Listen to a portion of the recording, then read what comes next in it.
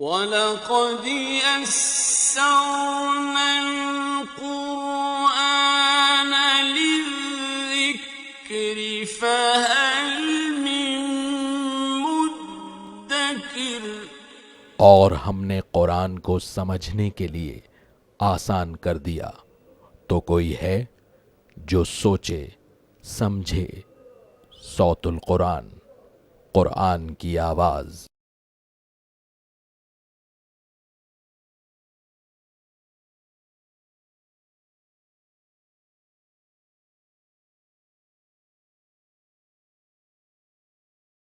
نحمده ونصلي على رسوله الكريم اما بعد فاعوذ باللہ من الشیطان الرجیم بسم اللہ الرحمن الرحیم طاسیم میم تلک آیات الکتاب المبین صدق اللہ العظیم۔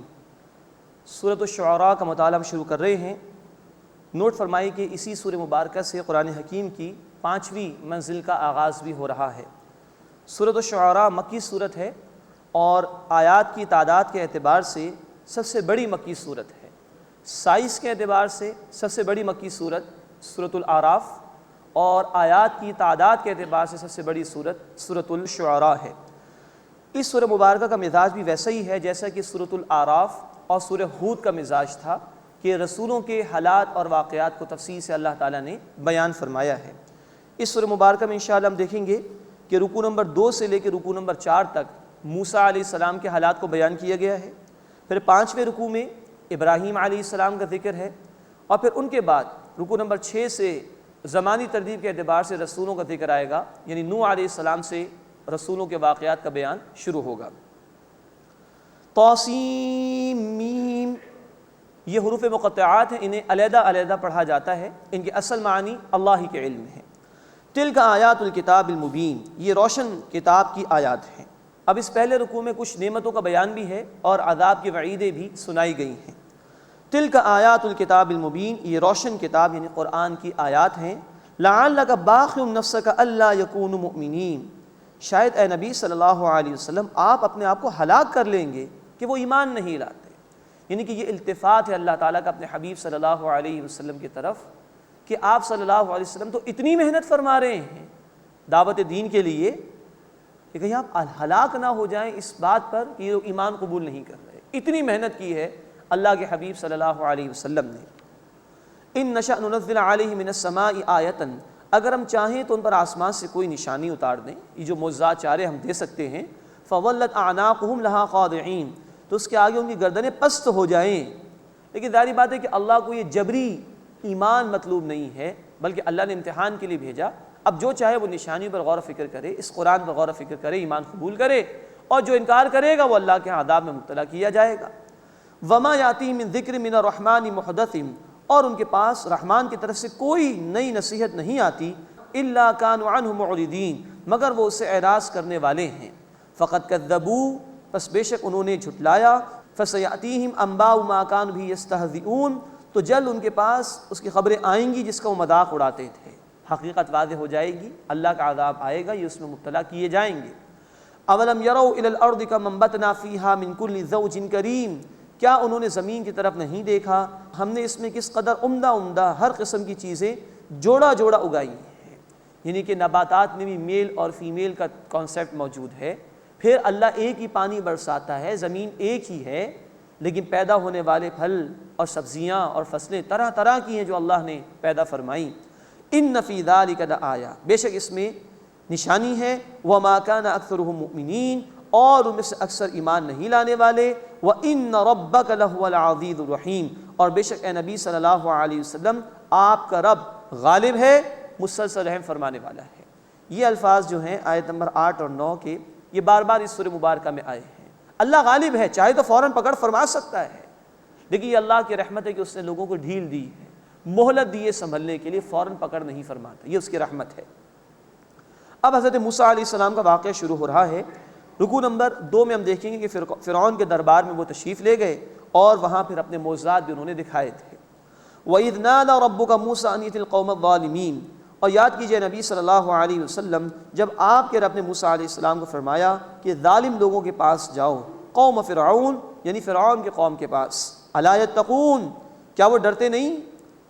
قال رب انی اخاف ان یکذبون، موسیٰ علیہ السلام نے عرض کیا کہ اے میرے رب میں ڈرتا ہوں کہ وہ مجھے جھٹلائیں گے، ویضیق صدری، اور میرا دل تنگ ہوتا ہے، ولا ینطلق لسانی، اور میری زبان خوب نہیں چلتی، فارسل الی ہارون، بس ہارون علیہ السلام کی طرف پیغام بھیج دے۔ یعنی قوت خطابت میں اللہ میں کچھ کمزوری محسوس کرتا ہوں تو ہارون کو بھی وہی عطا فرما دے، میری مدد فرما اس کے ذریعے سے۔ وَلَهُمْ عَلَيَّ ذَنْبٌ فَأَخَافُ أَن يَقْتُلُونَ، اور ان کا مجھ پر ایک جرم بھی ہے، بس مجھے ڈر ہے کہ مجھے قتل نہ کر دیں۔ یہ تفصیل آئے گی انشاءاللہ سورۃ القصص آیت نمبر 15 میں، کہ ایک شخص موسیٰ علیہ السلام کے ہاتھوں وہ قتل ہو گیا تھا، وہ تفصیل اس مقام پر بیان ہوگی۔ اے اللہ کیونکہ ایک میرے اوپر جرم بھی ہے ان کا، ایک شخص کو میں نے قتل کر دیا تھا، میرا سینہ بھی کچھ تنگ ہوتا ہے، تو اللہ تو ہارون کو وحی دے دے، اور مجھے ڈر ہے کہ وہ مجھے جھٹلائیں گے۔ یہ اندیشے موسیٰ علیہ السلام نے ظاہر کیے، پیش کیے اللہ کے حضور میں۔ قال کلا، اللہ تعالیٰ نے فرمایا کہ ہرگز نہیں، فاذهبا بآیاتنا انا معکم مستمعون، تم دونوں ہماری نشانیوں کے ساتھ جاؤ، بے شک ہم تمہارے ساتھ ہیں، سننے والے ہیں، ہم تمہاری پشت پناہی پر موجود ہیں۔ فاتیا فرعون، بس تم دونوں فرعون کے پاس جاؤ، فقولا، بس کہو، انا رسول رب العالمین، بے شک ہم تمام جہان والوں کے رب کے رسول ہیں، ان ارسل معنا بنی اسرائیل، کہ تو بھیج دے ہمارے ساتھ بنی اسرائیل کو۔ یہاں دو باتیں موسیٰ علیہ السلام نے ہارون علیہ السلام نے رکھی ہیں فرعون کے سامنے، کہ ہم رسول تمام جہان والوں کے رب کے۔ یہ بہت بڑی بات تھی جو پیش کی گئی ہے فرعون کے دربار میں، اس سے کہ یہی فرعون تھا جس نے دعویٰ کیا تھا۔ سورۃ النازعات آیت نمبر 23 میں الفاظ ہیں، فقال انا ربکم الاعلی، اس سے کہا میں تمہارا سب سے بڑا رب ہوں، تو ڈنگے کی چوٹ پر یہ حق بیان کیا ہے، ظاہری بات اس سے برداشت تو نہیں ہو سکتا تھا۔ دوسری بات یہ کہ بنی اسرائیل کو غلام بنا کر رکھا ہوا تھا، سستی مزدوری مل چکی تھی ان لوگوں کو، اور خون پسینے کی کمائی ان کی یہ فرعون اور اس کے لاؤ لشکر کھا جایا کرتے تھے، تو یہ بات بھی ان سے برداشت نہیں ہونے والی تھی۔ تو یہ دو باتیں اس کے سامنے بیان کی۔ قال الم نربک فینا ولیدا، فرعون نے کہا کہ ہم نے تجھے بچپن میں اپنے درمیان پالا نہیں، وَلَبِثْتَ فِينَا مِنْ عُمُرِكَ سِنِينَ، اور تو ہمارے درمیان رہا اپنی عمر کے کئی برس۔ اب یہ احسان جتا رہا ہے۔ وَفَعَلْتَ فَعَلَتَكَ الَّتِي فَعَلْتَ وَأَنْتَ مِنَ الْكَافِرِينَ، اور اے موسیٰ تو نے وہ کام کیا جو تو نے کیا اور تو ناشکروں میں سے ہے۔ اب یہ ڈھٹائی پر آ گیا ہے فرعون، اور اس طرح کا رویہ اس سے اختیار کیا۔ قَالَ فَعَلْتُهَا إِذًا وَأَنَا مِنَ الضَّالِّينَ، موسیٰ علیہ السلام نے کہا کہ میں نے وہ کیا تھا جبکہ میں حق کی تلاش کرنے والوں میں سے تھا، ابھی نبوت کا ظہور نہیں ہوا تھا۔ فَفَرَرْتُ مِنْكُمْ لَمَّا خِفْتُكُمْ، بس جب میں تم سے ڈرا تو میں تم سے بھاگ گیا، یہاں سے چلا گیا۔ فَوَهَبَ لِي رَبِّي حُكْمًا وَجَعَلَنِي مِنَ الْمُرْسَلِينَ، بس میرے رب نے مجھے حکمت عطا فرمائی اور مجھے رسولوں میں سے بنایا۔ وَتِلْكَ نِعْمَةٌ تَمَنُّهَا عَلَيَّ أَنْ عَبَّدْتَ بَنِي إِسْرَائِيلَ، اور یہ کوئی نعمت ہے جس کا تو مجھ پر احسان رکھتا ہے کہ تو نے بنی اسرائیل کو غلام بنا لیا ہے۔ یعنی کہ ترکی بترکی جواب دیا موسیٰ علیہ السلام نے، مجھ پر احسان جتا رہا ہے کہ تم لوگوں نے میری پرورش کی اپنے محل کے اندر، اور پوری قوم کو تم نے غلام بنا کر رکھا ہوا ہے، یہ تمہیں دکھائی نہیں دیتا؟ تو گویا ترکی بترکی جواب دیا۔ قال فرعون وما رب العالمین، فرعون نے کہا کہ تمام جہان والوں کا رب کون ہے؟ اب وہ ڈھٹائی پر آیا۔ اب موسیٰ علیہ السلام مسلسل ایک تقریر فرما رہے ہیں اس کے دربار میں۔ قال رب السماوات والارض وما بینہما، موسیٰ علیہ السلام نے فرمایا کہ رب ہے آسمانوں کا اور زمین کا اور جو کچھ ان کے درمیان ہے، ان کنتم موقنین، اگر تم یقین کرنے والے ہو۔ قال لمن حولہ الا تستمعون، اس نے اپنے ارد گرد کے لوگوں سے کہا کیا تم سنتے ہو؟ مراد ہے کہ اس نے ذرا موسیٰ علیہ السلام کی توجہ کو ڈائیورٹ کرنا چاہا، کیونکہ موسیٰ علیہ السلام تو بڑے ڈنکے کی چوٹ پہ بات کر رہے تھے، تو اس نے دیکھا کہ میری پوزیشن کمزور ہو رہی ہے تو ٹیکل کرنا چاہا۔ قال لمن حولہ الا تستمعون، اس نے اپنے ارد گرد کے لوگوں سے کہا کیا تم سنتے ہو؟ قال ربکم ورب آبائکم الاولین، موسیٰ علیہ السلام نے گفتگو جاری رکھی، فرمایا کہ رب ہے تمہارا اور تمہارے پہلے باپ دادا کا۔ قال ان رسولکم الذی ارسل الیکم لمجنون، فرعون بولا بے شک تمہارا رسول جو تمہاری طرف بھیجا گیا ہے وہ دیوانہ ہے، مجنون ہے، معاذ اللہ۔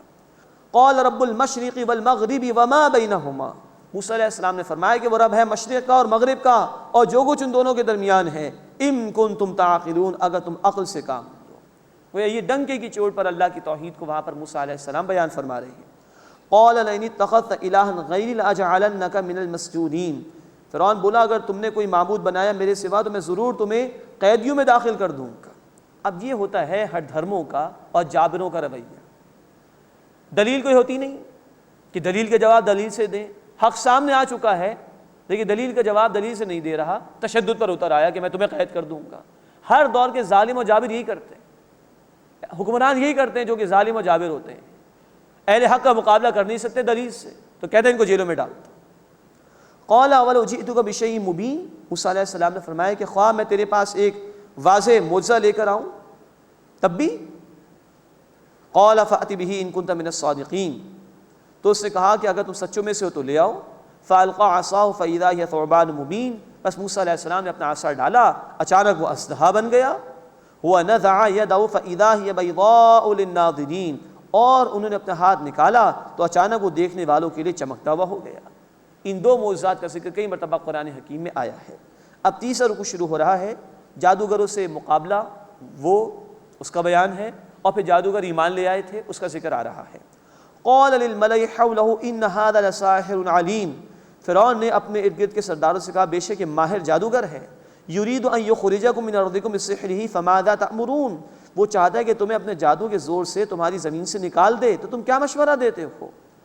قالوا ارجہ واخاہ وابعث فی المدائن حاشرین، وہ بولے اسے اور اس کے بھائی کو مہلت دے اور شہروں میں نقیبوں کو بھیج دو، پکارنے والوں کو، جمع کرنے والوں کو۔ اب کیونکہ پوزیشن ذرا کمزور ہو رہی ہے فرعون کی، تو وہ پریشان ہو گئے کہ کیا کرے بھائی، کیسے ان کو روکے؟ اب اس کے لیے مقابلے کی تیاری۔ وبعث فی المدائن حاشرین، اور شہروں میں نقیب بھیج دے، جمع کرنے والے، یاتوک بکل سحار علیم، کہ وہ تیرے پاس تمام بڑے ماہر جادوگروں کو لے آئیں۔ فجمع السحرۃ لمیقات یوم معلوم، بس جادوگر جمع کیے گئے ایک معلوم دن، وقت مقررہ پر، دن طے تھا، وقت بھی طے تھا۔ وقیل للناس هل انتم مجتمعون، اور لوگوں سے کہا گیا کہ کیا تم جمع ہوگے، دیکھو گے معاملے کو، مقابلے کو۔ لعلنا نتبع السحرۃ ان كانوا هم الغالبین، تاکہ ہم پیروی کریں جادوگروں کی اگر وہ غالب ہوں۔ یعنی اب فرعون اور اس کے درباریوں کا سارا انحصار اس بات پر رہ گیا کہ اگر جادوگر جیت گئے تو ہم برقرار رہ سکتے ہیں اپنی حکومت پر، اور جادوگر ہار گئے تو ہم گئے کام سے۔ فلما جاء السحرۃ قالوا لفرعون، بس جب جادوگر آئے تو انہوں نے فرعون سے کہا اَإِنَّ لَنَا لَأَجْرًا إِن كُنَّا نَحْنُ الْغَالِبِينَ، کیا یقینی طور پر ہمارے لیے کوئی اجر ہوگا اگر ہم غالب آ جائیں گے؟ قال نعم، اس نے کہا ہاں ہاں۔ وَإِنَّكُمْ إِذًا لَمِنَ الْمُقَرَّبِينَ، اس وقت تم بے شک میرے مقربین میں سے ہوگے۔ قال لهم موسیٰ القوا ما انتم ملقون، موسیٰ علیہ السلام نے اس سے کہا ڈالو جو تم ڈالنے والے ہو۔ فَأَلْقَوْا حِبَالَهُمْ وَعِصِيَّهُمْ، بس انہوں نے اپنی رسیاں اور لاٹھیاں ڈالیں۔ وقال بعزت فرعون انا لنحن الغالبون، اور بولے فرعون کے اقبال کی قسم، بے شک ہم ہی غالب آنے والے ہیں۔ یعنی کہ یہ فرعون کو اپنا سب کچھ سمجھ رہے تھے تو اس کی قسم کھائی۔ فالقى موسى عصاه فاذا هي تلقف ما يأفكون، بس موسیٰ علیہ السلام نے اپنا عصا ڈالا تو اچانک نگلنے لگا اس کو جو انہوں نے جھوٹ گھڑا تھا۔ یعنی کہ یہ ایک نظر بندی تھی جو جادوگروں نے کی تھی، حقیقت میں وہ رسیاں اور لاٹھیاں ہی کچھ تھیں، دیکھنے والوں کے لیے محسوس ہو رہی تھی کہ وہ سانپ بن گئی ہیں، لیکن موسیٰ علیہ السلام نے جو ڈالا وہ جادو نہیں تھا، وہ حق تھا اللہ کی طرف سے، اس سب کو وہ کھا گیا جو انہوں نے جھوٹ پیش کیا تھا۔ فَأُلْقِيَ السَّحَرَةُ سَاجِدِينَ، بس جادوگر گرا دیے گئے سجدے میں، بے اختیار سجدے میں چلے گئے۔ اندر فطرت میں اللہ کی معرفت موجود تھی، حق دیکھا تو فطرت بیدار ہو گئی، اللہ کی معرفت شعور کی سطح پر آ گئی، قبول کر لیا حق کو۔ اس سے کہ جادوگر اپنے فن کو جانتے تھے، اس کی لمیٹیشن سے واقف تھے، جب دیکھا کہ موسیٰ علیہ السلام نے جو پیش کیا یہ جادو نہیں حق ہے تو مان گئے کہ یہ حق پیش کر رہے ہیں، قبول کر لیا۔ فَأُلْقِيَ السَّحَرَةُ سَاجِدِينَ، پس جادوگر سجدے میں گرا دیے گئے۔ قالوا آمنا برب العالمین، وہ بولے ہم تمام جہان والوں کے رب پر ایمان لائے، رب موسیٰ و ہارون، جو رب ہے موسیٰ اور ہارون علیہم السلام کا۔ قال آمنتم له قبل ان آذن لكم، فرعون نے کہا کہ تم اس پر ایمان لے آئے اس سے پہلے کہ میں تمہیں اجازت دوں۔ انه لکبیرکم الذی علمکم السحر، بے شک وہ یقیناً تمہارا بڑا ہے جس سے تمہیں جادو سکھایا ہے۔ فلسوف تعلمون، بس تم قریب جان لو گے۔ لأقطعن ایدیکم وارجلکم من خلاف، میں ضرور تمہارے ہاتھ پاؤں کاٹ ڈالوں گا مخالف سمت سے۔ ولأصلبنکم اجمعین، اور ضرور تم سب کو سولی دوں گا۔ قالوا لا ضیر، انہوں نے کہا کوئی حرج نہیں ہے۔ انا الی ربنا منقلبون، بے شک ہم اپنے رب کی طرف لوٹ کر جانے والے ہیں۔ یہ ہے ایمان۔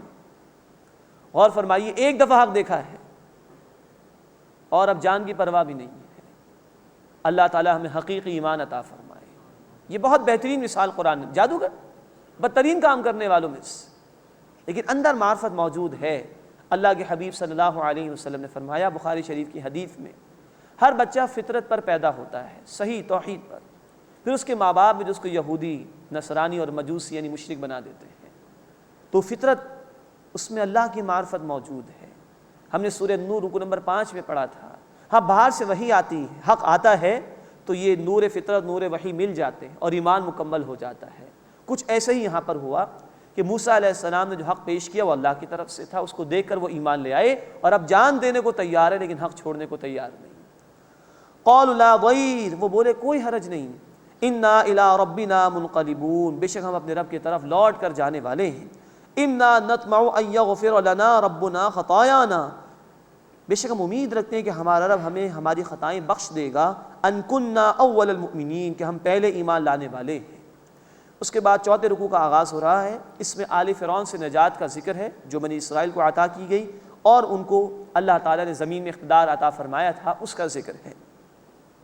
وَأَوْحَيْنَا إِلَى مُوسَىٰ نَسْرِ بِعِبَادِي إِنَّكُمْ مُتَّبَعُونَ، اور ہم نے موسیٰ علیہ السلام کی طرف وحی کی کہ راتوں رات میرے بندوں کو لے کر نکل جاؤ، بے شک تمہارا پیچھا کیا جائے گا۔ فَأَرْسَلَ فِرْعَوْنُ فِي الْمَدَائِنِ حَاشِرِينَ، بس فرعون نے شہروں میں اکٹھے کرنے والے بھیج دیے۔ إِنَّ هَٰؤُلَاءِ لَشِرْذِمَةٌ قَلِيلُونَ، بے شک یہ لوگ ایک تھوڑی سی جماعت ہیں۔ وَإِنَّهُمْ لَنَا لَغَائِظُونَ، اور بے شک وہ ہمیں غصے میں لانے والے ہیں، یعنی فرعون اور اس کے لاؤ لشکر کہہ رہے ہیں بنی اسرائیل کے حوالے سے۔ وَإِنَّا لَجَمِيعٌ حَاذِرُونَ، اور بے شک ہم ایک جماعت تیار ہیں، ہم ان کے خلاف ایکشن لینے کے لیے بالکل تیار ہیں۔ فَأَخْرَجْنَاهُم مِّن جَنَّاتٍ وَعُيُونٍ، بس ہم نے انہیں نکالا باغات سے اور چشموں سے، وَكُنُوزٍ وَمَقَامٍ کریم، اور خزانوں سے اور عمدہ ٹھکانوں سے۔ كَذَلِكَ، اسی طرح، وَأَوْرَثْنَاهَا بَنِي إِسْرَائِيل، ہم نے بنی اسرائیل کو ان کا وارث بنا دیا۔ اب نوٹ فرمائیے کہ یہ انجام ہوا فرعون اور اس کے لاؤ لشکر کا۔ کہاں تو کہہ رہے تھے کہ ہم بڑی جماعت ہیں اور یہ لوگ تو بڑے کمزور لوگ، ہم ان کو مٹا دیں گے۔ اللہ نے ان کو ان کے گھروں سے نکالا اور تباہ و برباد کر دیا، دریا میں غرق کر دیا۔ اللہ اس وقت بھی علی کل شیء قدیر تھا، اللہ آج بھی علی کل شیء قدیر ہے کہ وہ ظالموں کو عذاب میں مبتلا کر سکتا ہے، اور اس طرح کر سکتا ہے کہ ان کے گھروں سے نکال دے گا اللہ ان کو، ان کے ملکوں سے نکال دے گا اللہ ان کو، اور برباد کر کے چھوڑ دے گا ان کو۔ آج بھی دنیا میں کچھ لوگ جابر ہیں، ظالم ہیں، جو دنیا کے کئی ممالک پر جا جا کر حملے کر رہے ہیں، اپنے گھروں سے نکل کر جا رہے ہیں، اور اب اللہ کی مشیت ہے کہ گھروں سے باہر نکالنے کے بعد دیگر ممالک میں اب ان کی بھی پٹائیاں ہو رہی ہیں، ان پر بھی طرح طرح کی تکالیف آ رہی ہیں۔ آج امریکہ دنیا کی سب سے زیادہ مقروض ترین حکومت بن چکا ہے۔ آج ان کی ہاں مائیں سڑکوں پر آ کر احتجاج کر رہی ہیں کہ خدا کے واسطے ہمارے بیٹوں کو واپس بلاؤ عراق اور افغانستان سے۔ اللہ آج بھی علی کل شیء قدیر ہے، ظلم کو برداشت نہیں کر سکتا اللہ، ایک حد تک اللہ ڈھیل دیتا ہے اس کو۔ تو ہر دور کے ظالموں اور جابروں کے لیے اللہ نے کچھ بیان کیا کہ اس فرعون کو لاؤ لشکر سمیت گھروں سے نکال دیا گیا، ان کے باغات، ان کے چشمے، ان کی خدانے، ان کے عمدہ ٹھکانے سب پیچھے کے پیچھے پڑے رہ گئے اور ان کو اللہ نے غرق کر دیا۔ کذالک، اسی طرح، وَأَوْرَثْنَاهَا بَنِي إِسْرَائِيل، ہم نے ان کا وارث بنا دیا بنی اسرائیل کو۔ مراد یہ کہ اس وقت اللہ نے بنی اسرائیل کو نجات عطا فرمائی، اس کے بعد وہ 40 برس تک صحرا میں رہے ہیں جب انہوں نے نافرمانیاں کی، اس کے بعد اللہ نے سرزمین فلسطین میں ان کو غلبہ عطا فرمایا تھا۔ فَأَتْبَعُوهُمْ مُشْرِقِينَ، بس انہوں نے سورج نکلتے ہی ان کا پیچھا کیا۔ فَلَمَّا تَرَاءَ الْجَمْعَانِ، بس جب دونوں جماعتوں نے ایک دوسرے کو دیکھا، قَالَ أَصْحَابُ مُوسَىٰ إِنَّا لَمُدْرَكُونَ، تو موسیٰ علیہ السلام کے ساتھیوں نے کہا کہ بے شک ہم پکڑے گئے، ہم تو مر گئے، اب تو موت سامنے ہے، پیچھے دریا ہے اور سامنے دیکھ رہے ہیں تو فرعون کا لاؤ لشکر ہے۔ اب ایک رسول کا یقین اور ایمان دیکھیں۔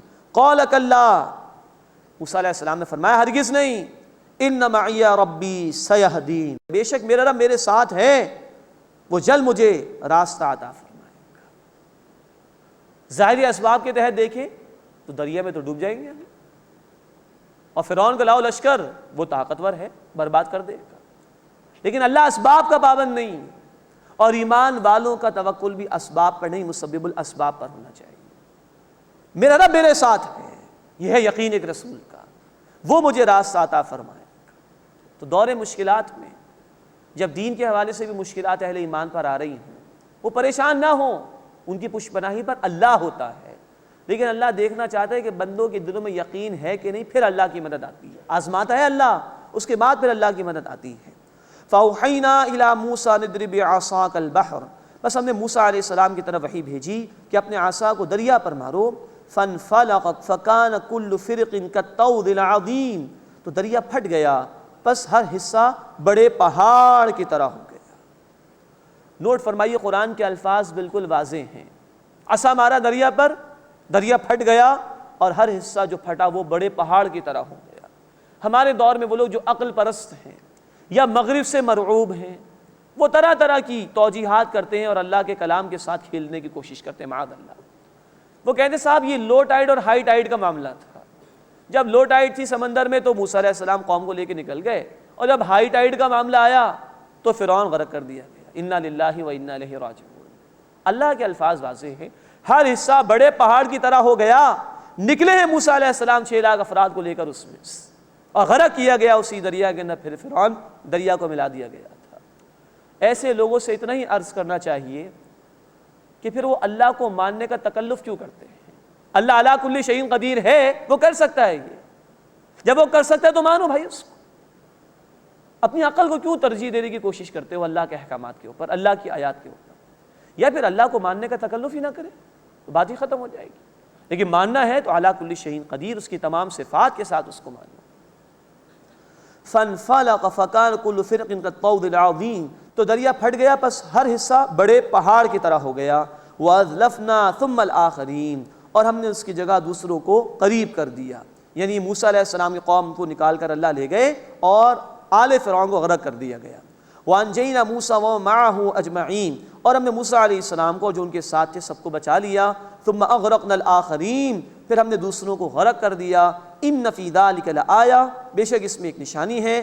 وَمَا كَانَ أَكْثَرُهُم مُؤْمِنِينَ، اور ان میں سے اکثر ایمان لانے والے نہ تھے۔ وَإِنَّ رَبَّكَ لَهُوَ الْعَزِيزُ الرَّحِيمُ، اور بے شک اے نبی صلی اللہ علیہ وسلم آپ کا رب زبردست ہے، مسلسل رحم فرمانے والا ہے۔ اس کے بعد 5واں رکوع آ رہا ہے، اس میں ابراہیم علیہ السلام کا ذکر ہے اور نیک اور برے لوگوں کا بھی ذکر کیا گیا ہے۔ وَاتْلُ عَلَيْهِمْ نَبَأَ إِبْرَاهِيمَ، اور انہیں ابراہیم علیہ السلام کا واقعہ پڑھ کر سنائیے۔ اِذْ قَالَ لِأَبِيهِ وَقَوْمِهِ مَا تَعْبُدُونَ، جب انہوں نے اپنے والد اور اپنی قوم سے کہا کہ تم کس کی عبادت کرتے ہو؟ قَالُوا نَعْبُدُ أَصْنَامًا، انہوں نے کہا ہم بتوں کی عبادت کرتے ہیں۔ فَنَظَلُّ لَهَا عَاكِفِينَ، پس ہم ان کے پاس جمے بیٹھے رہتے ہیں۔ قَالَ هَلْ يَسْمَعُونَكُمْ إِذْ تَدْعُونَ، ابراہیم علیہ السلام نے فرمایا کیا وہ تمہاری سنتے ہیں جب تم انہیں پکارتے ہو؟ او ينفعونکم او یضرون، یا وہ تمہیں نفع پہنچاتے ہیں یا نقصان پہنچا سکتے ہیں؟ قالوا بل وجدنا آباءنا كذلك يفعلون، وہ بولے ہم نے اپنے باپ دادوں کو اسی طرح کرتے پایا۔ یہ اس کے سوا کوئی دلیل ہی نہیں ہوتی ہے ایسے لوگوں کے پاس کہ جو دین کی خلاف ورزی کرتے ہیں، اللہ کے احکامات کی نافرمانی کرتے ہیں، اور بس یہ کہتے ہیں کہ باپ دادا ایسا کرتے تھے۔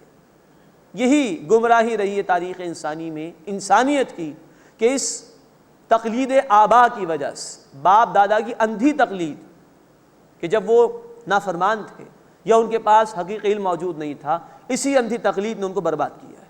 ہاں اگر آبا و اجداد ایسے ہوں، جیسے کہ ہمارے اسلاف اللہ کے نیک بندے، ان کی پیروی کی جائے گی، اس لیے کہ وہ اللہ اور اس کے رسول صلی اللہ علیہ وسلم کی تعلیمات پر عمل کرتے تھے۔ لیکن محض اس لیے پیروی کرنا کہ باپ دادا تھے، چاہے وہ نافرمان تھے، چاہے ان کے پاس ہدایت نہیں تھی، یہی بہت بڑی گمراہی ہے جو پھر حق کے راستے میں رکاوٹ بن جاتی ہے۔ قال فرأيتم ما كنتم تعبدون، ابراہیم علیہ السلام نے کہا بس کیا تم نے دیکھا تم کس کی عبادت کرتے ہو؟ انتم وآباؤکم الاقدمون، تم و تمہارے باپ دادا، فإنهم عدو لی الا رب العالمین، تو بے شک وہ میرے دشمن ہیں سوائے تمام جہان والوں کے رب کے، کہ میں تو اس ایک اللہ کی عبادت کرتا ہوں اور تمہارے جھوٹے معبود تو میرے دشمن ہیں۔ الذی خلقنی فہو یہدین، وہ اللہ، وہ رب کہ جس سے مجھے پیدا فرمایا بس وہی مجھے ہدایت دیتا ہے۔ والذی هو یطعمنی ویسقین، اور وہی ہے جو مجھے کھلاتا ہے اور مجھے پلاتا ہے۔ وَإِذَا مَرِضْتُ فَهُوَ يَشْفِينِ، اور جب میں بیمار ہو جاتا ہوں تو وہ مجھے شفا دیتا ہے۔ نوٹ فرمائیے، یہ پیغمبرانہ اخلاق کا ذکر ہوا یہاں پر۔ ابراہیم علیہ السلام نے یہ نہیں کہا کہ جب وہ مجھے بیمار کرتا ہے تو شفا دے دیتا ہے، نہیں، حالانکہ بیماری بھی اللہ ہی کی طرف سے آتی ہے، شفا بھی اللہ ہی کی طرف سے آتی ہے، لیکن یہ جو نقص، یہ کمی والی بات تھی، اس کو ابراہیم علیہ السلام نے اپنی طرف منسوب کیا، یہ عاجزی ہے جو انہوں نے پیش کی۔ وَإِذَا مَرِضْتُ فَهُوَ يَشْفِينِ، اور جب میں بیمار ہو جاتا ہوں تو وہ مجھے شفا دیتا ہے۔ وَالَّذِي يُمِيتُنِي ثُمَّ يُحْيِينِ، اور وہی ہے جو مجھے موت دے گا پھر مجھے دوبارہ زندگی عطا فرمائے گا۔ وَالَّذِي أَطْمَعُ أَن يَغْفِرَ لِي خَطِيئَتِي يَوْمَ الدِّينِ، اور وہ جس سے میں امید رکھتا ہوں کہ مجھے روز قیامت میری خطائیں بخش دے گا۔ یہ ہے رب کا تعارف، اس کو پکارنا چاہیے، اسی سے توقعات وابستہ رکھنا چاہیے، اسی کے احکامات پر عمل کرنا چاہیے۔ ربی ہب لی حکم والحقنی بالصالحین، اے میرے رب مجھے حکمت عطا فرما اور مجھے نیک بندوں کے ساتھ ملا دے۔ غور فرمائیے کہ ابراہیم علیہ السلام دعا فرما رہے کہ اللہ مجھے نیک بندوں کے ساتھ شامل فرما دے۔ یہ اجتماعیت کی طرف اشارہ ہے۔ اکیلے اکیلے زندگی بسر کرنا ہمارے دین میں پسندیدہ نہیں ہے۔ قرآن نے ہمیں تلقین فرمائی، سورہ توبہ آیت نمبر 119، وَكُونُوا مَعَ الصَّادِقِينَ، سچے اور نیک لوگوں کے ساتھ ہو جاؤ۔ اس لیے کہ دنیا میں انسان جب نیک لوگوں کے ساتھ اٹھے گا بیٹھے گا تو نیکی کا جذبہ اس کے اندر پیدا ہوگا۔ اللہ ہمیں بھی نیک لوگوں کے ساتھ جڑنے کی توفیق عطا فرمائے۔ وَاجْعَلْ لِي لِسَانَ صِدْقٍ فِي الْآخِرِينَ، اور میرا ذکر خیر جاری فرما دے بعد میں آنے والوں۔ اللہ نے اس دعا کو قبول فرمایا۔ ہم جو قربانی پیش کرتے ہیں یہ ابراہیم علیہ السلام ہی کی سنت ہے۔ ہم نماز میں درود پڑھتے ہیں، جہاں نبی صلی اللہ علیہ وسلم کا ذکر خیر ہوتا ہے وہاں ابراہیم علیہ السلام کے حوالے سے بھی ذکر آتا ہے۔ اللہم صلی علی محمد وعلی آل محمد کما صلیت علی ابراہیم وعلی آل ابراہیم انک حمید مجید۔ واجعلنی من ورثۃ جنۃ النعیم، اور مجھے نعمت والی جنت کے وارثوں میں سے بنا دے۔ اب ذرا عاجزی دیکھیے، اللہ کے رسول ہیں، ان کے لیے تو جنت طے ہی طے ہے اللہ کے ہاں، لیکن اللہ تو مجھے عطا فرما دے۔ بندے کو کبھی بھی اپنی عبادت کے اوپر کوئی ناز نہیں ہونا چاہیے، بلکہ عاجزی ہو، اللہ میرا کوئی کمال نہیں، تو مجھے جنت عطا فرما دے اپنے فضل اور اپنے کرم سے۔ وَاجْعَلْنِي مِن وَرَثَةِ جَنَّةِ النَّعِيمِ، اور مجھے نعمتوں والی جنت کے وارثوں میں سے بنا دے۔ وَاغْفِرْ لِأَبِي، اور میرے والد کو بخش دے۔ إِنَّهُ كَانَ مِنَ الضَّالِّينَ، بے شک وہ گمراہ لوگوں میں سے ہے۔ نوٹ فرمائیے کہ یہ مکی صورت ہے، سورۃ الشعراء۔ ابراہیم علیہ السلام دعا کرتے تھے اپنے والد کے لیے، لیکن جب واضح ہو گیا تھا کہ باپ مشرک ہی ہے تو دعا کرنا ترک کر دی تھی۔ یہ بات آ چکی ہے سورہ التوبہ آیت نمبر 114 میں کہ جب معلوم ہو گیا کہ باپ شرک پر ہی مصر ہے تو ابراہیم علیہ السلام نے اپنے والد کے لیے توبہ کرنا، دعا کرنا چھوڑ دیا تھا، بخشش مانگنا چھوڑ دیا تھا۔ وَلَا تُخْزِنِي يَوْمَ يُبْعَثُونَ، اور مجھے اس دن رسوا نہ کیجیو اے اللہ جب سب لوگ اٹھائے جائیں گے۔ یوم لا ينفع مال ولا بنون، جس دن نہ کام آئے گا مال اور نہ ہی بیٹے۔ یہ ہے اصل مسئلہ۔ یہ اولاد، یہ مال، یہ دنیا کی زینت کے لیے ہے۔ اصل معاملہ یہ کہ انسان کیا نیک اعمال لے کر اللہ کے حضور میں جا رہا ہے۔ ہاں اگر مال کو اللہ کی اطاعت میں خرچ کیا، اللہ کے راستے میں خرچ کیا تو یہ صدقہ جاریہ بھی بنے گا۔ اولاد نیک ہے تو یہ بھی صدقہ جاریہ بنے گی اپنے والدین کے لیے، یہ چیز تو کام آ سکتی ہے، لیکن ادروائز محض مال اور اولاد کچھ کام آنے والا نہیں۔ ہر ایک کو اپنا جواب خود دینا ہوگا۔ سورہ مریم آیت نمبر 95، وَكُلُّهُمْ آتِيهِ يَوْمَ الْقِيَامَةِ فَرْدًا، ہر ایک کو اپنا جواب خود ہی دینا ہوگا، اکیلے اکیلے۔ یوم لا ينفع مال ولا بنون، جس دن کام نہ آئے گا نہ مال اور نہ ہی اولاد بیٹے۔ الا من اتى اللہ بقلب سلیم، سوائے اس کے جو قلب سلیم لے کر آیا ہو۔ مراد یہ کہ وہ قلب کہ جس میں اللہ کی معرفت موجود ہو، اللہ کے لیے شکر کے جذبات موجود ہوں، وہ قلب کہ جس میں کفر اور نفاق موجود نہ ہو، یہ قلب جو لے کر آئے گا اس کو اللہ کے ہاں بخشش ملے گی، نجات ملے گی۔ اور یہی وہ قلب ہے کہ جس میں جب اللہ کی معرفت اور احسان مندی کے جذبات ہوں تو عمل بھی بندے کا درست ہوتا ہے۔ اللہ ہمیں قلب سلیم عطا فرمائے۔ وَأُذْلِفَتِ الْجَنَّةُ لِلْمُتَّقِينَ، اور جنت تقوی اختیار کرنے والوں کے نزدیک کر دی جائے گی۔ اللہم انا نسألک الجنہ، اے اللہ ہم تجھ سے جنت کا سوال کرتے ہیں۔ وَبُرِّزَتِ الْجَحِيمُ لِلْغَاوِينَ، اور دوزخ ظاہر کر دی جائے گی گمراہ لوگوں کے لیے۔ اللہم اجرنا من النار، اے اللہ ہمیں آگ کے عذاب سے محفوظ فرما۔ وَقِيلَ لَهُمْ أَيْنَ مَا كُنْتُمْ تَعْبُدُونَ، اور انہیں کہا جائے گا کہاں ہیں وہ جن کی تم عبادت کرتے تھے، من دون اللہ، اللہ کے سوا۔ هَلْ يَنْصُرُونَكُمْ أَوْ يَنْتَصِرُونَ، کیا وہ تمہاری مدد کر سکتے ہیں یا اپنی ہی مدد کر سکتے ہیں؟ فَكُبْكِبُوا فِيهَا هُمْ وَالْغَاوُونَ، بس وہ اور گمراہ اس جہنم میں اوندھے منہ ڈال دیے جائیں گے۔ جن جھوٹے معبودوں بتوں کو پکارا گیا تھا سب اس میں ڈال دیے جائیں گے۔ وجنود ابلیس اجمعون، اور ابلیس کے لشکر سب کے سب، قالوا وهم فیہا یختصمون، وہ کہیں گے جبکہ وہ جہنم میں آپس میں جھگڑ رہے ہوں گے، کوئی بتوں کو برا بھلا کہہ رہا ہوگا، کوئی شیطان کو برا بھلا کہہ رہا ہوگا اس نے مروا دیا، کوئی اپنے کسی دوست کو برا بھلا کہہ رہا ہوگا کہ اس نے مجھے مروا دیا، ایک دوسرے پر الزام تراشی کرتے ہوئے جھگڑ رہے ہوں گے۔ تاللہ ان کننا لفی ضلال مبین، اللہ کی قسم بے شک ہم کھلی گمراہی میں تھے۔ اذ نسویکم برب العالمین، جب ہم تمہیں تمام جہان والوں کے رب کے ساتھ برابر ٹھہراتے تھے، یہ بتوں کی طرف اشارہ ہے۔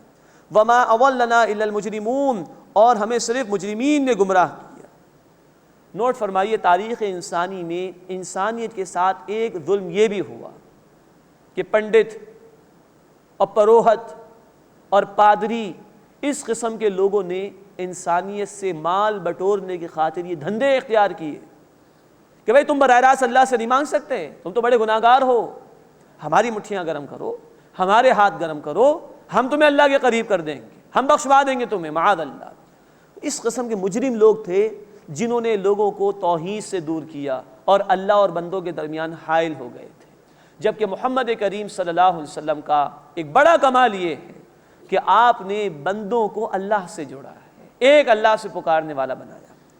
وما اضلنا الا المجرمون، اور ہمیں گمراہ نہیں کیا مگر صرف مجرمین نے۔ فما لنا من شافعین، بس ہمارے کوئی سفارش کرنے والا نہیں ہے۔ ولا صدیق حمیم، اور نہ ہی کوئی غمخوار دوست ہے۔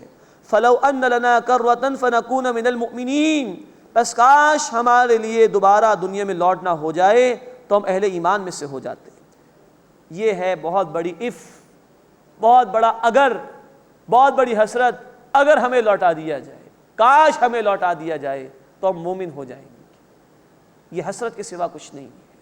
اس دنیا میں اللہ نے جو مہلت دی ہے یہی اصل ہے، یہاں محنت کرنی ہے جو کرنی ہے، وہاں آخرت میں صرف نتائج ہیں، عمل کرنے کا موقع یہاں پر ہے۔ اللہ ہمیں ہماری آنکھوں کے بند ہونے سے پہلے پہلے آخرت کی اصل زندگی کی تیاری کی توفیق عطا فرمائے۔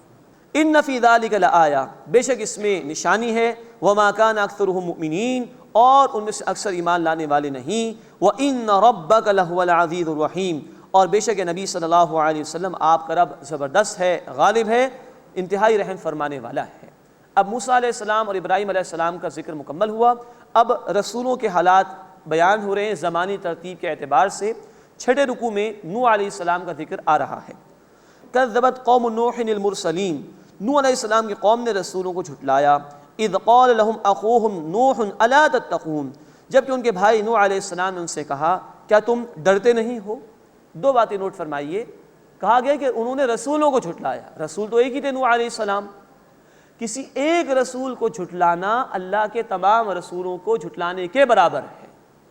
اسی کے تمام رسولوں کو اللہ نے بھیجا، ایک رسول کا انکار اللہ کی اس اتھارٹی کا انکار ہے کہ جس کی بنیاد پر اللہ رسولوں کو بھیجتا ہے، تو ایک کا انکار کیا تو گویا تمام رسولوں کا انکار کر دیا۔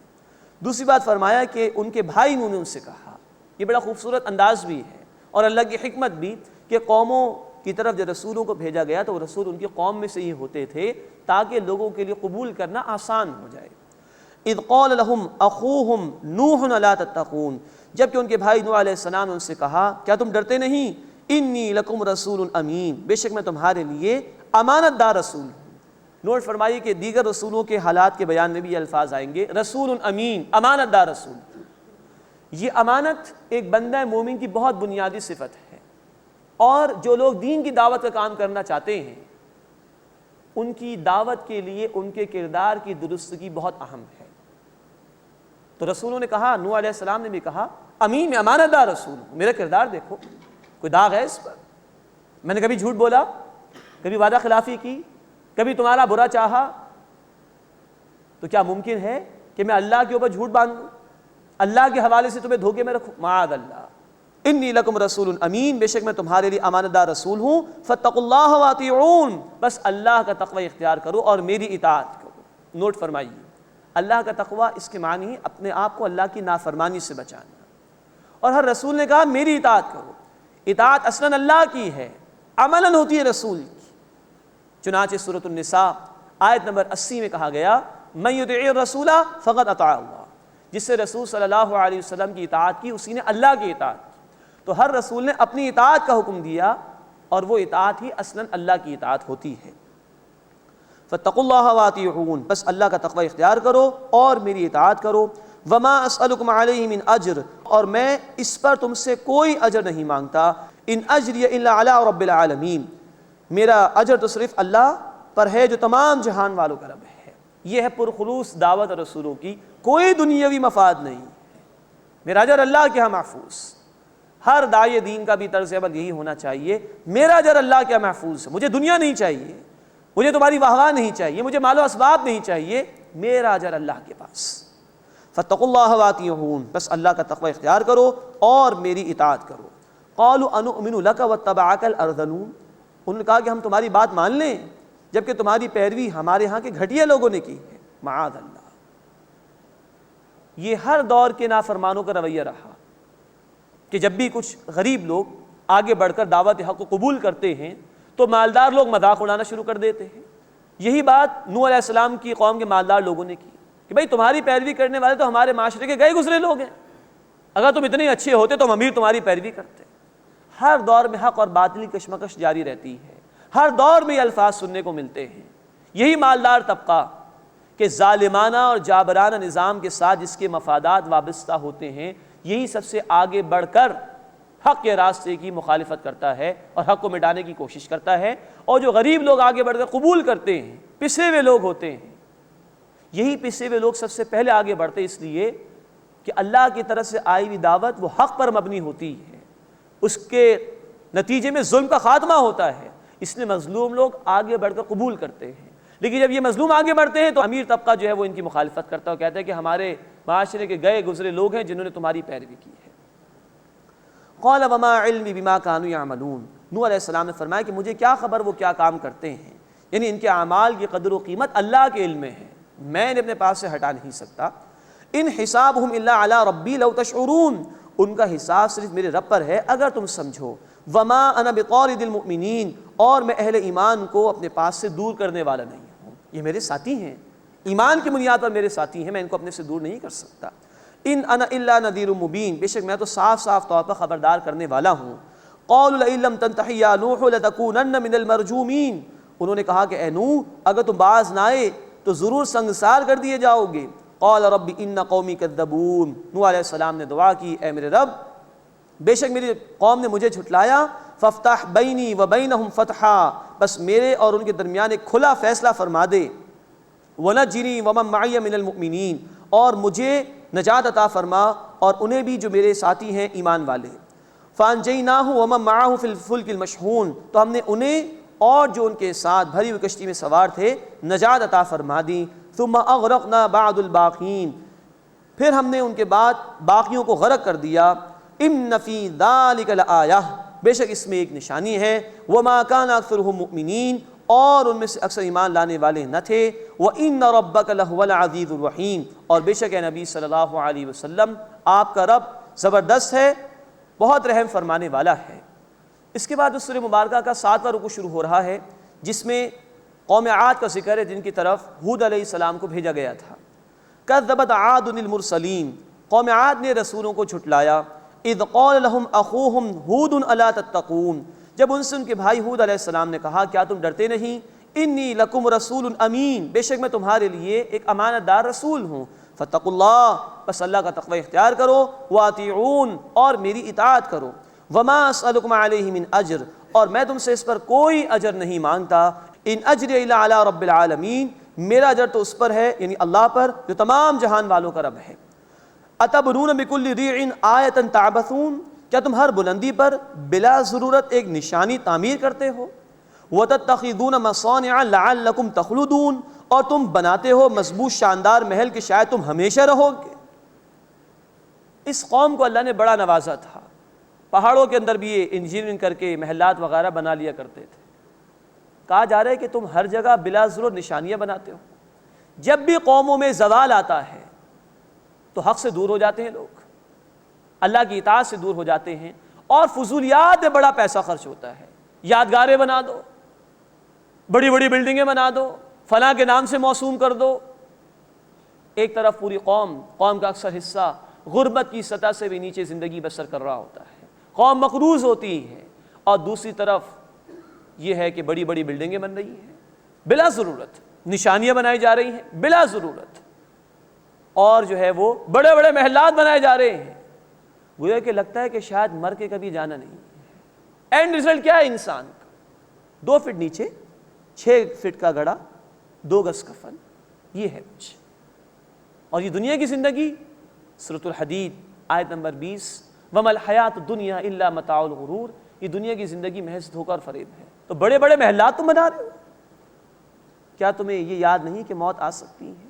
اسی میں مگن، آخرت کو بھلا دیا، موت کو بھلا دیا تم نے۔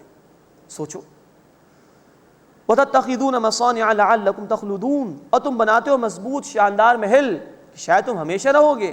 وَإِذَا بَطَشْتُمْ بَطَشْتُمْ جَبَّارِينَ، اور جب تم کسی پر گرفت کرتے ہو تو جابر بن کر گرفت کرتے ہو۔ فَاتَّقُوا اللَّهَ وَأَطِيعُونِ، بس اللہ کا تقوی اختیار کرو اور میری اطاعت کرو۔ وَاتَّقُوا الَّذِي أَمَدَّكُم بِمَا تَعْلَمُونَ، اور اس سے ڈرو جس نے اس طریقے پہ تمہاری مدد کی جو تم جانتے ہو۔ أَمَدَّكُم بِأَنْعَامٍ وَبَنِينَ، یعنی مویشیوں اور بیٹوں سے تمہاری مدد فرمائی۔ وَجَنَّاتٍ وَعُيُونٍ، اور باغات اور چشموں سے۔ إِنِّي أَخَافُ عَلَيْكُمْ عَذَابَ يَوْمٍ عَظِيمٍ، بے شک میں تم پر ایک بڑے دن کے عذاب سے ڈرتا ہوں۔ قالوا، انہوں نے کہا، سواء علینا، برابر ہے ہم پر، اوعظت ام لم تکن من الواعظین، خواہ تم ہمیں نصیحت کرو یا نصیحت کرنے والوں میں سے نہ ہو۔ ان ھذا الا خلق الاولین، یہ کچھ بھی نہیں ہے مگر پچھلے لوگوں کی باتیں ہیں۔ وما نحن بمعذبین، اور ہم عذاب دیے جانے والوں میں سے نہیں ہیں۔ فکذبوا، تو انہوں نے ان کو جھٹلایا۔ فاہلکناہم، بس ہم نے انہیں ہلاک کر دیا۔ ان فی ذلک لآیہ، بے شک اس میں ایک نشانی ہے۔ وما کان اکثرهم مؤمنین، اور ان میں سے اکثر ایمان لانے والے نہ تھے۔ وان ربک لہو العزیز الرحیم، اور بے شک اے نبی صلی اللہ علیہ وسلم آپ کا رب غالب ہے، زبردست ہے، نہایت رحم فرمانے والا ہے۔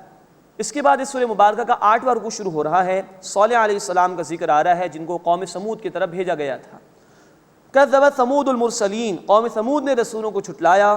اذ قال لهم اخوهم صالح الا تتقون، جب ان سے ان کے بھائی صالح علیہ السلام نے کہا کیا تم ڈرتے نہیں؟ انی لکم رسول امین، بے شک میں تمہارے لیے امانت دار رسول ہوں۔ فاتقوا اللہ، بس اللہ کا تقوی اختیار کرو۔ واطیعون، اور میری اطاعت کرو۔ وما اسألکم علیہ من اجر، اور میں تم سے اس پر کوئی اجر نہیں مانگتا۔ ان اجری الا علی رب العالمین، میرا اجر تو اس پر ہے، یعنی اللہ پر جو تمام جہان والوں کا رب ہے۔ اتترکون فیما ہاہنا آمنین، کیا تم یہاں کی چیزوں میں بے فکر چھوڑ دیے جاؤ گے؟ فی جنات وعیون، باغات و چشموں میں، وزروع ونخل طلعها حضیم، اور کھیتوں میں، اور نرم و نازک خوشو والی کھجوروں میں۔ وتنحتون من الجبال بیوتا فارہین، اور تم بڑے فخری انداز سے پہاڑوں سے گھر تراشتے ہو۔ اب یہ ان کو ڈرایا جا رہا ہے، کیا یوں ہی چھوڑ دیے جاؤ گے؟ کیا اللہ کا عذاب نہیں آ سکتا؟ اسی طرح ان لوگوں کو بھی غور کرنا چاہیے، کاش دنیا کے مختلف ممالک میں، علاقوں میں اللہ کی طرف سے عذاب آ رہے ہیں، لیکن وہ نافرمانیوں کو نہیں چھوڑ رہے۔ کہیں زلزلہ آ گیا، کہیں طوفان آ گیا، تو باقی لوگوں کو بے خوف نہیں ہونا چاہیے، انہیں ڈرنا چاہیے کہ ہم بھی لے جا سکتے ہیں، ہم پر بھی موت آ سکتی ہے، تو ڈرنا چاہیے۔ یہی کچھ قوم ثمود سے بھی کہا گیا۔ وَتَنْحِتُونَ مِنَ الْجِبَالِ بُيُوتًا فَارِهِينَ، اور تم فخری انداز سے پہاڑوں سے گھر تراشتے ہو۔ فَاتَّقُوا اللَّهَ وَأَطِيعُونَ، بس اللہ کا تقوی اختیار کرو اور میری اطاعت کرو۔ وَلَا تُطِيعُوا أَمْرَ الْمُسْرِفِينَ، اور حد سے بڑھ جانے والوں کا کہا نہ مانو۔ الَّذِينَ يُفْسِدُونَ فِي الْأَرْضِ وَلَا يُصْلِحُونَ، جو فساد کرتے ہیں زمین میں اور اصلاح نہیں کرتے۔ قالوا، انہوں نے کہا، انما انت من المسحرین، بے شک تم تو سحر زدہ لوگوں میں سے ہو۔ ہر دور کے لوگوں نے حق والوں کو دیوانے ہی کہا ہے، انہوں نے بھی یہی کہا کہ تم تو سحر زدہ لوگوں میں سے ہو۔ ما انت الا بشر مثلنا، تم تو نہیں ہو مگر ہمارے جیسے ایک انسان۔ فاتی بآیۃ ان کنت من الصادقین، بس اگر تم سچے لوگوں میں سے ہو تو کوئی نشانی لے آؤ۔ قال هذه ناقۃ، صالح علیہ السلام نے فرمایا کہ یہ اونٹنی ہے، لہا شرب ولکم شرب یوم معلوم، ایک معین دن اس کے لیے پانی پینے کی باری ہے اور ایک دن تمہارے لیے پانی پینے کی باری ہے۔ یہ اونٹنی پانی پیے گی ایک دن، اور ایک دن تمہاری باری ہوگی خود پینا اور اپنے جانوروں کو پلانا۔ ولا تمسوها بسوء، اور اسے برائی کے ارادے سے ہاتھ نہ لگانا۔ فیاخذکم عذاب یوم عظیم، تو تم پر آ جائے گا ایک بڑے دن کا عذاب۔ فعقروها فاصبحوا نادمین، تو انہوں نے اس کی ٹانگیں کاٹ ڈالی۔ عقر کے معنی ہوتے ٹانگوں کو کاٹ دینا، مراد ہلاک کر دیا، وہ چلنے پھرنے کے قابل نہیں رہی۔ فعقروها پس انہوں نے اس اونٹنی کو ہلاک کر دیا، فاصبحوا نادمین پس وہ نادم ہو کر رہ گئے، فاخذهم العذاب پھر انہیں عذاب نے آ پکڑا، ان فی ذلک لآیہ بے شک اس میں ایک نشانی ہے، وما کان اکثر المؤمنین اور ان میں سے اکثر ایمان لانے والے نہیں تھے، وان ربک لہو العزیز الرحیم اور اے نبی صلی اللہ علیہ وسلم بے شک آپ کا رب غالب ہے، زبردست ہے، رحم فرمانے والا ہے۔ بارک اللہ لی ولکم فی القرآن العظیم ونفعنی وإیاکم بالآیات والذکر الحکیم۔